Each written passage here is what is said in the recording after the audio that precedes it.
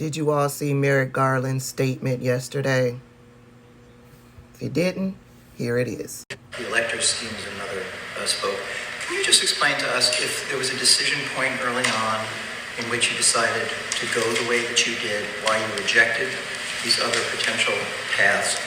And as a follow-up, have you seen anything either coming out of Fulton County in Georgia or anything out of the January 6th committee that has moved the investigation in a new direction?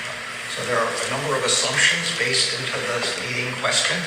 I'm very familiar with as a former trial lawyer, but there is a lot of speculation about what the Justice Department is doing, what it's not doing, what our theories are, what our theories aren't, and there will continue to be that speculation. That's because a central tenet of the way in which the Justice Department investigates, a central tenet of the rule of law, is that we do not do our investigations in public. This is the most wide-ranging investigation and the most important investigation that the Justice Department has ever entered into. And we have done so because this effort to upend a legitimate election, transferring power from one administration to another, cuts at the fundamental of American democracy. We have to get this right. And for people who are concerned, as I think every American should be, about protecting democracy, we have to do two things. We have to hold accountable every person who is criminally responsible for trying to overturn a legitimate election. And we must do it in a way filled with integrity and professionalism, the way the Justice Department conducts investigations.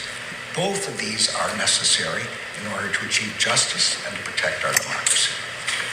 Just one follow-up.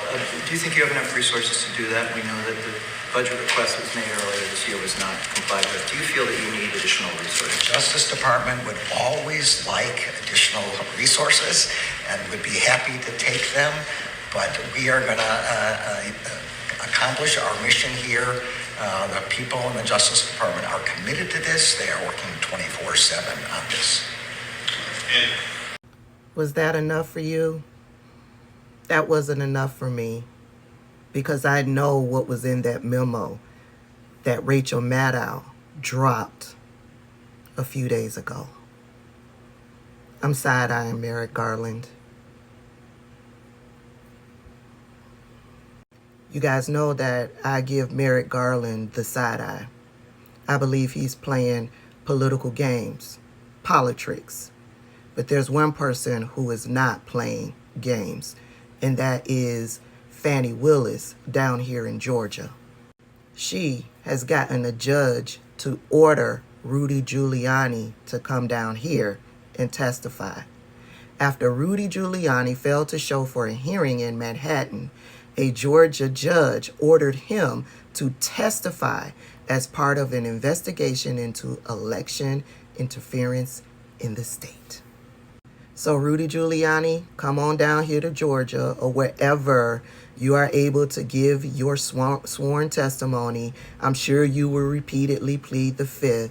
However, because of your arrogance and your ignorance, we've seen all of your criminality on full display.